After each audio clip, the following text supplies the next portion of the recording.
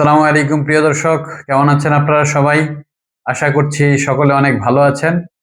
আজকে আরো একটি অতি গুরুত্বপূর্ণ ভিডিও নিয়ে চলে আসলাম আপনাদের সামনে। আজকের বিষয় কি?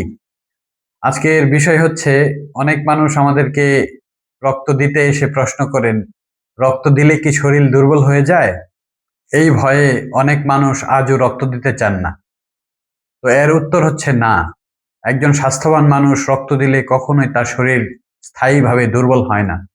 প্রিয় দর্শক, আপনি যখন রক্ত দিবেন তখন আপনার শরীর থেকে 350 থেকে 450 ml রক্ত নেওয়া হয়।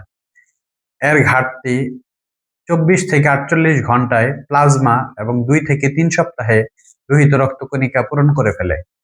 কিন্তু কিছু মানুষের ক্ষেত্রে সাময়িক দুর্বল লাগতে পারে, তবে এর কিছু কারণ রয়েছে। কারণগুলো হচ্ছে পানি কম খেয়ে রক্ত দেওয়া, খালি পেটে রক্ত দেওয়া এবং অতিরিক্ত ভয়।